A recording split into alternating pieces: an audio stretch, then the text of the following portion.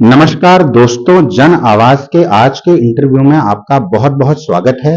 आज मेरे साथ जो उत्तराखंड की राजनीति की शख्सियत हैं, जो बोलते हैं कि मुझे नेता ना कहें, वह एक सामाजिक कार्यकर्ता व कांग्रेस पार्टी के अंदर अपना बहुत ही प्रमुख स्थान रखने वाले श्री संजय शर्मा जी आज मेरे साथ हैं। आपका बहुत बहुत स्वागत है सर। धन्यवाद आपका। नमस्कार। धन्यवाद सर। मेरा आपसे पहला प्रश्न मेरा ये रहेगा कि आपका जीवन देहरादून की और उत्तराखंड की राजनीति में बहुत ही अलग अलग पहलुओं को आपने छुआ। आप राज्य आंदोलनकारी रहे और इस प्रदेश को आपने बनते हुए देखा, और आप आज जो नगर पालिका के चुनाव, नगर निगम के चुनाव होने जा रहे हैं, उस नगर पालिका के आप उपाध्यक्ष रहे। तो जीवन में ऐसे क्या मोड़ आए, ऐसी क्या परिस्थितियां आई कि आपकी जीवन की जो राहें हैं वो राजनीति की ओर मुड़ गई? सन 1980 में द्वारका नाथ धवन साहब थे, वो चुनाव लड़े और बहुत ही ईमानदार आदमी थे, कांग्रेस के अध्यक्ष थे। और मैं, जब मेरी उम्र करीब 13-14 साल थी, तब गाय, दो बैलों की जोड़ी चुनाव चिन्ह होता था कांग्रेस का। तो मैं तब से कांग्रेस के लिए काम करना शुरू कर चुका था। नारे लगाना, बच्चों के जुलूस में जाना, पोस्टर चिपकाना।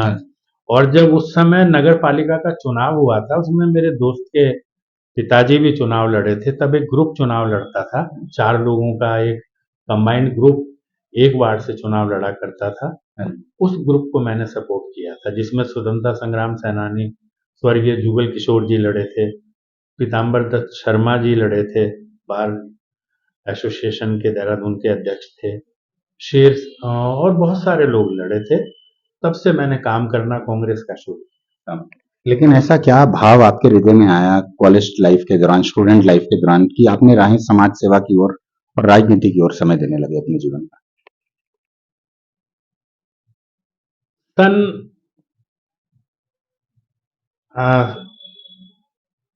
79-80 में जो गरीब लोग थे, एक इंदिरा जी ने कॉल दी थी उस समय प्राइम मिनिस्टर, कि जिन लोगों के सर पर छत नहीं है, वो सरकारी भूमि पर अपना कब्जा कर सकते हैं और अपना छोटा सा आशियाना बना सकते हैं। वहां से मुझे लगा कि कांग्रेस हमेशा उन लोगों की सोचती है जो वंचित हैं, जरूरतमंद हैं, पीड़ित हैं, शोषित हैं।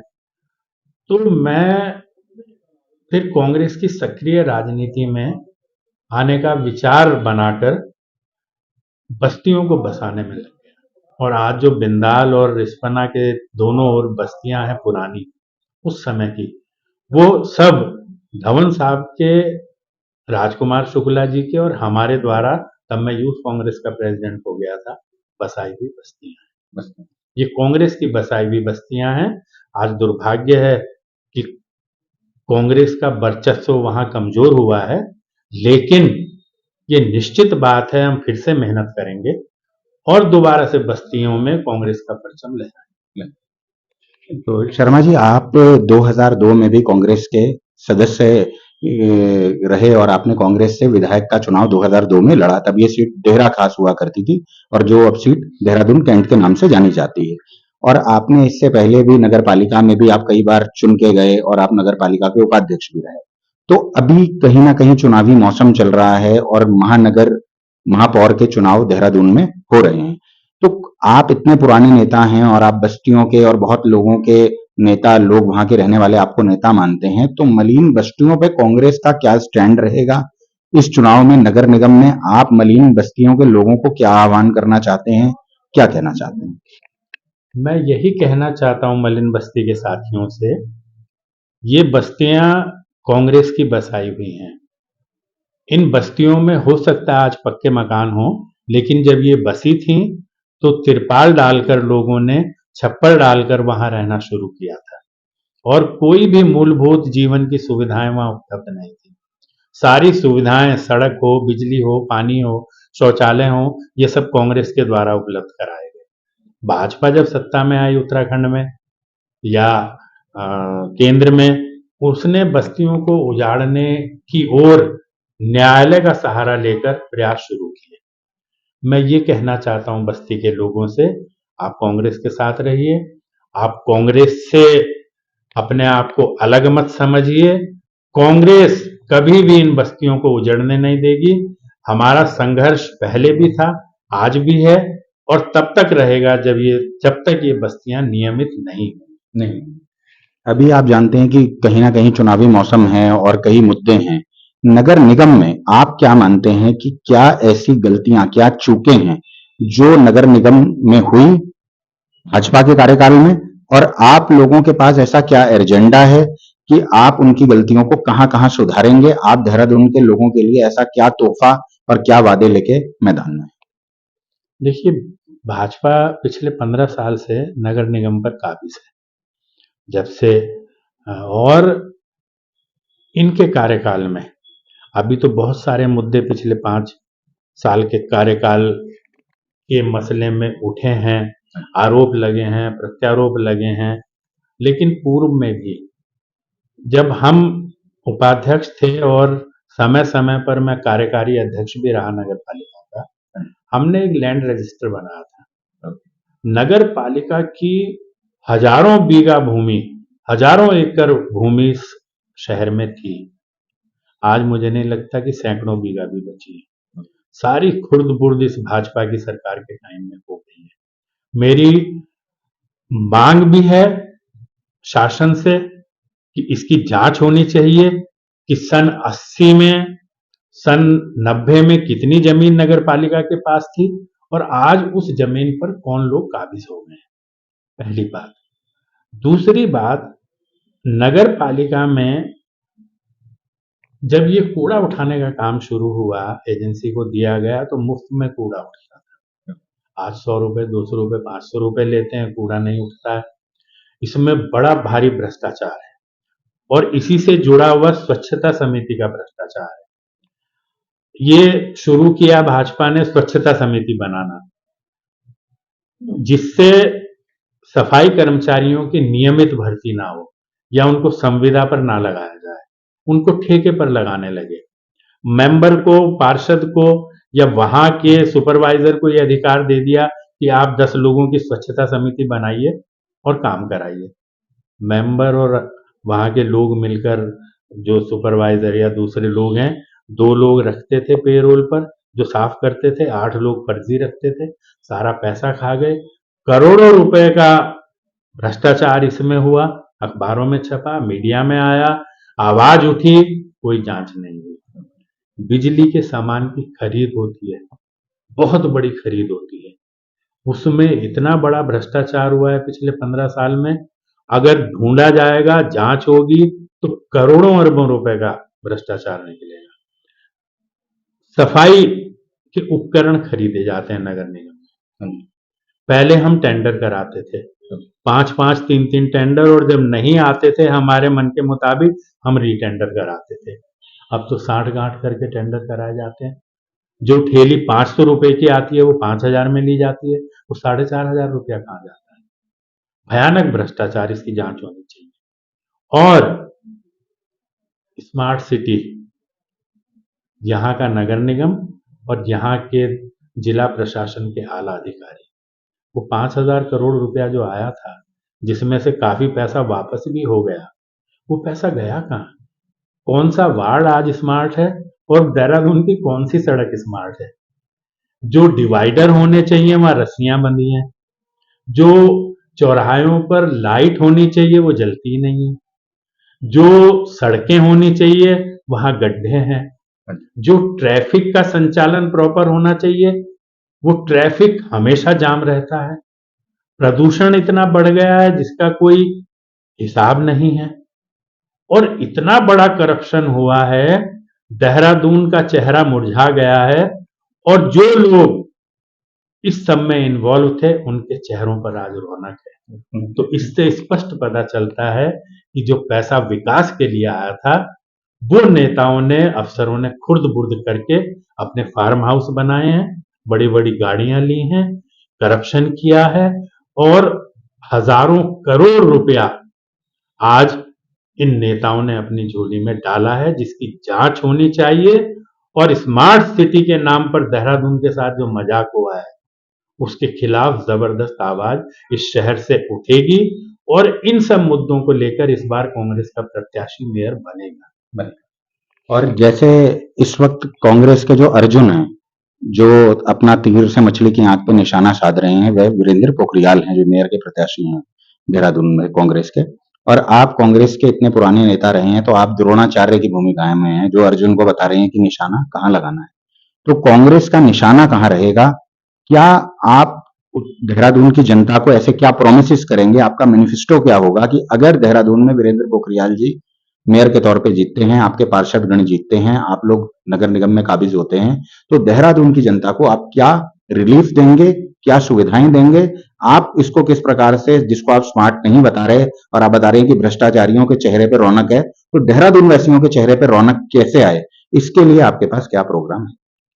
देखिए, सबसे पहले इसके लिए एक ही काम करना पड़ेगा कि जिन चीज़ों में भाजपा ने भ्रष्टाचार किया है, जो विकास से संबंधित मुद्दे हैं, चीज़ें हैं, उनके भ्रष्टाचार को समाप्त करना पड़ेगा। अगर हम उस भ्रष्टाचार को रोक पाएँगे, जो खरीद होती है सामान की नगर निगम में, जो टेंडर्स होते हैं नगर निगम में, जो स्वच्छता समिति के नाम पर लूट होती है नगर निगम में, ये सारी चीज़ें समाप्त हों।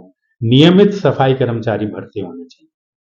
लंबे समय से देहरादून शहर की आबादी अब नगर निगम बन गया और वो 10 लाख के करीब पहुंच जाएगी, लेकिन सफाई कर्मचारी उतने ही हैं आज भी जो नियमित हैं, रिटायर होते जा रहे हैं। क्यों नहीं भर्ती हो रही है? ये भर्ती खुलनी चाहिए। नियमित सफाई कर्मचारी हर वार्ड में होने चाहिए। मतलब आप लोग भर्तियां खोलेंगे? भर्ती खुलेगी और नियमित सफाई कर्मचारियों की भर्ती होगी, रोजगार को बढ़ावा मिलेगा और सफाई की व्यवस्था दुरुस्त। दूसरी बात, जो शहर की देखरेख करती है बिजली की कंपनी, अभी वर्तमान जिलाधिकारी ने उनके ऊपर कई बार कार्रवाई की है। आला दर्जे का भ्रष्टाचार है। लाइटें इतनी खराब आती हैं कि 3 दिन में खराब हो जाती हैं। व्यवस्था है ही नहीं। कंप्लेंट कर दो, 2 महीने लाइट ठीक नहीं होती। हमारी कोशिश ये रहेगी, पहले हमारा नगर पालिका या नगर निगम अपने कर्मचारियों के माध्यम से जो देखरेख है स्ट्रीट लाइट्स की, वो करता था, अपना सामान मंगाता था, अपने टेंडर्स करता था। हम किसी कंपनी के भरोसे नहीं रहते थे। हम दोबारा से उसी प्रयास को प्रारंभ करने की कोशिश करेंगे और अगर वो फलीभूत होगा तो देहरादून की रोशनी जगमग चमकेगी, ऐसा मेरा विश्वास है। तीसरी बात, जो टैक्सेशन का मामला है, बहुत बड़ा घपला है। मैंने अपने टाइम में, जब मैं टाइम टू टाइम अध्यक्ष रहा, कई सारे बड़े-बड़े स्कूल, कई सारे बड़े-बड़े इंस्टीट्यूशंस ऐसे पकड़े, जिनको एक निवास स्थान बताकर या 2 कमरे का घर बताकर उनका असेसमेंट 5-5 हज़ार रुपए पर किया हुआ। जब मैंने वो मसले पकड़े, मैं अपनी टीम को लेके, अध्यक्ष रहते, खुद इंस्पेक्शन पर गया, उनको मैंने 1-1 करोड़ रुपए पर असेस किया। उसमें कई देहरादून के नामी स्कूल हैं, जिनके मुकदमे हाई कोर्ट तक गए। मैं नाम किसी का नहीं लूँगा, क्योंकि वो उचित नहीं है, वो भी परिचित लोग हैं, लेकिन उन स्कूलों का असेसमेंट 5,000 पर था, जो बाद में 70 लाख, 95 लाख, सवा करोड़ रुपए पर असेस हुए। और बहुत सारे ऐसे होटल और इंस्टीट्यूशंस थे। टैक्सेशन की जो स्थिति है, जो बहुत कमजोर है नगर पालिका में, उसको मजबूत करना पड़ेगा। जो बड़ी जगहें हैं, जो बड़े उद्योग हैं, बड़े भवन हैं, व्यापारिक भवन हैं, उनको प्रॉपरली असेस करना पड़ेगा, उनसे टैक्स लेना पड़ेगा। जो मलिन बस्तियां हैं, गरीब लोग हैं, उनके टैक्स को हम कम करें। आंदोलनकारी हैं और जो 80 साल से गरीबी की रेखा से नीचे के लोग हैं, उनका टैक्स हम माफ करें और उनका जलकर भी माफ करें। ये हमारा प्रयास रहेगा और सरकार से मांग भी रहेगी, अगर हमारा मेयर बनता है भाई वीरेंद्र पोखरियाल, तो हमारी ये मांग रहेगी कि आंदोलनकारियों का हाउस टैक्स, आंदोलनकारियों के अलावा बुजुर्गों का जो गरीबी रेखा के नीचे है, उनका हाउस टैक्स माफ होना चाहिए नगर निगम की तरफ से। दूसरी बात, सड़कें और गलियों की व्यवस्था और नालियों की व्यवस्था बहुत खराब है। पहले बरसात से पहले गैंग लगा करते थे, जो शहर के सारे नालों को साफ करते थे। वो व्यवस्था ही खत्म हो गई। इस भाजपा के 15 साल के कार्यकाल में मैंने कभी बारिश से पहले नालों की सफाई होती नहीं देखी। सारा पानी सड़कों के ऊपर बहता है, लोगों के घरों में घुस जाता है। लोग शिकायत करते हैं, बार-बार वीडियो आते हैं लोगों के नाव चलाते हुए, तैरते हुए, लोगों का सामान बह जाता है।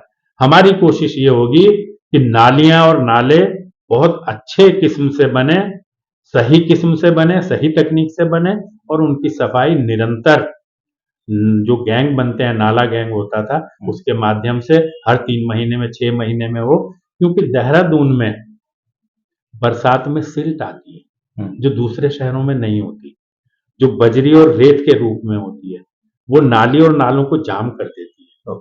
उसको निकाला जाना बहुत आवश्यक है और ये बंद हो गया है। ये भी हमारा प्रयास रहेगा कि ये दोबारा से हम शुरू करें। बहुत सारी योजनाएं हैं जो हम पहले शौचालय बनाने के लिए घरों में मुफ्त शौचालय बनाने के लिए लोन देते थे, हम उसको वापस नहीं देते। ऐसी जो स्कीम्स हैं सरकार की या नहीं भी हैं, उन स्कीम्स पर जाकर हम बस्तियों के लिए, गरीबों के लिए ये सारी चीजों के विषय में भी विचार करके योजनाबद्ध तरीके से काम करें। जो सब्जी फल के ठेले वाले लोग हैं, इनका रजिस्ट्रेशन होना बहुत जरूरी है। देहरादून में अपराध बढ़ गया है, ट्रैफिक जाम बढ़ गया है, कहीं भी कोई ठेली लगा लेता है। जो वेंडिंग जोन है, जहां इनके खड़े होने के लिए, ठेली वालों के लिए या इनके बैठकर सब्जी बेचने के लिए, वो वेंडिंग जोन बनना चाहिए। अगर वो बन जाएंगे और कई मोहल्लों में बन जाएंगे तो ये ट्रैफिक की समस्या और ये भीड़ भाड़ की समस्या काफी हद तक कम हो जाएगी। ये भी हमारा प्रयास रहेगा। और इसके अलावा भी जिन अब आज के समय में देहरादून को हम अस्थायी राजधानी कहते हैं उत्तराखंड की। आपको लगता है ये राजधानी जैसी दिखती है? ना तो यहाँ स्ट्रीट लाइट जलती है, ना यहाँ चौराहों पर लाइट जलती है, ना यहाँ की सड़कें हैं, ना यहाँ डिवाइडर हैं। कहीं ड्रम लगे हुए हैं, कहीं रस्सियां बांध रखी हैं, कहीं पुराने टूटे फूटे बोर्ड से लगा रखे हैं और डिवाइडर की जगह। क्या मुसीबत आ गई है? और एमडीडीए भ्रष्टाचार का अड्डा बना हुआ है।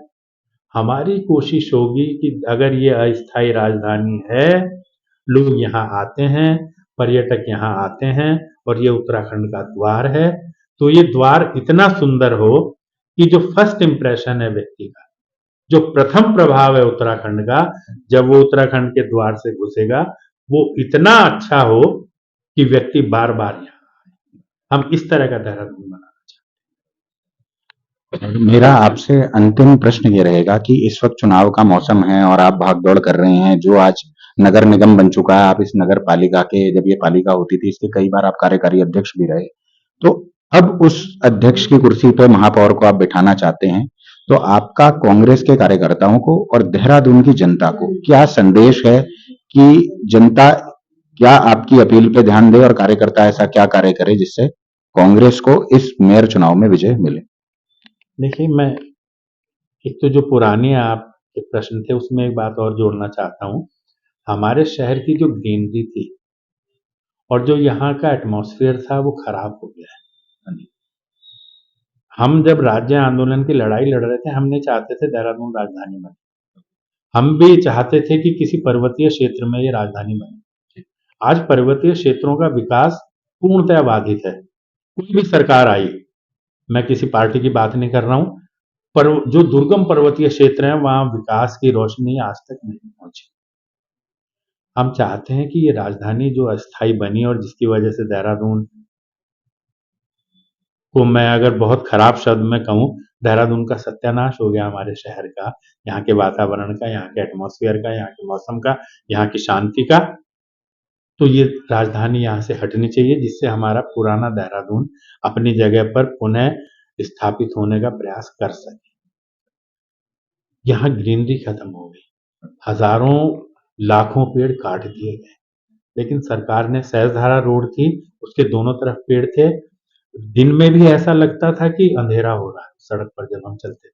आज एक भी पेड़ नहीं है विकास के नाम पर। लेकिन वीरेंद्र पोखरियाल जी जो कांग्रेस के प्रत्याशी हैं, वो कह रहे हैं कि मेरे को अगर मेयर बना दिया गया तो मैं लाखों की संख्या में पेड़ हर साल लगाऊंगा, जितना भी मेरा कार्यकाल रहेगा उसके हर साल मैं लाखों पेड़ लगाऊंगा। तो इस बारे में आपका क्या आह्वान है? मैं वहीं आ रहा हूं कि हमारी ये कोशिश रहेगी कि हमारा जो मेयर बने वो नगर निगम की तरफ से व्यक्तिगत प्रयास करते हुए देहरादून की उस ग्रीनरी को, हरित दून, स्वच्छ दून जो नारा है उसको साकार करने का प्रयास करे, और निश्चित रूप से हर वर्ष जो उन्होंने कहा भी है, लाखों पेड़ों का वृक्षारोपण करे। आज भी जो नगर निगम में वृक्ष हैं, जो आप गेट में घुसने के बाद देखते हैं, मैं यूथ कांग्रेस का प्रेसिडेंट था, एनडी तिवारी जी उद्योग मंत्री थे, मैं उनको ले गया था, उनके द्वारा वो वृक्ष वहां रोपित किए गए थे जो आज नगर निगम में आपको दिखते हैं। और ऐसे ही अनेक जगह गांधी पार्क में सैकड़ों वृक्ष हमारे लगाए हुए जो हमने समय समय पर लगाए। ऐसे ही शहर के अन्य स्थानों पर हमने अपने समय में हजारों वृक्ष लगाए जब हम सक्रिय थे यूथ कांग्रेस या नगर पालिका के माध्यम से। हमारे मेयर ने कहा है और निश्चित रूप से वो करके दिखाएंगे, क्योंकि वो एक सामाजिक व्यक्ति हैं। और मुझे ये भी खुशी है कि मेरे बाद जो लोग मेरी टीम के चुनाव लड़े, जिसमें आलोक गर्ग थे, अमित पोखरियाल थे, अजीत रावत थे, कुलदीप कोहली थे, शाह थे और वीरेंद्र पोखरियाल थे। आज उनमें से मेरा एक छोटा भाई मेयर का प्रत्याशी है और मैं उसकी विजय के लिए, उसकी सफलता के लिए हर वो प्रयास करूंगा जो मैं अपने लिए करता। तो आपकी क्या अपील है देहरादून वासियों को और कांग्रेस के कार्यकर्ताओं को कि वो किस प्रकार एकजुट हों जिससे कांग्रेस की नगर निगम में सरकार बने? देखिए, मेरा कहना है, लोग कहते हैं कि हमारी डबल इंजन की सरकार है। डबल नहीं, ट्रिपल इंजन भी बीजेपी का था, नगर निगम भी, पंचायत भी बीजेपी की थी, 4 इंजन हो गए। ब्लॉक्स में जो ब्लॉक के ब्लॉक प्रमुख थे वो भी बीजेपी के थे, 5 इंजन हो गए। सारे इंजन हमने इनकी ट्रेन में लगा दिए और तब भी ट्रेन नहीं चली, पटरियां भी उखड़ गई। ये क्या हुआ? हमारी जनता से अपील है, एक इंजन हमको भी मौका दें कि हम नगर निगम की ट्रेन में लगा सकें। फिर देखिए हम इस ट्रेन को कितनी तेज गति से चलाकर दिखाएंगे। वो काम करेंगे। एक समय में इस नगर पालिका के अध्यक्ष होते थे, वो प्राइमरी स्कूल में अध्यापक थे।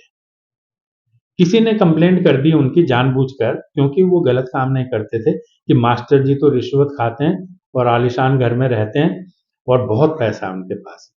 तो जो इंटेलिजेंस ब्यूरो के लोग थे वो उनके पीछे लग गए।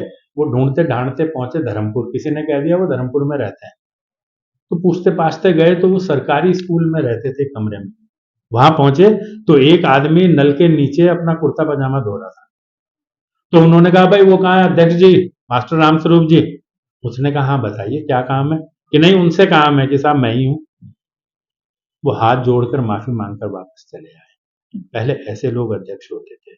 जब मैं अध्यक्ष होता था मैंने कभी नगर पालिका की गाड़ी नहीं ली।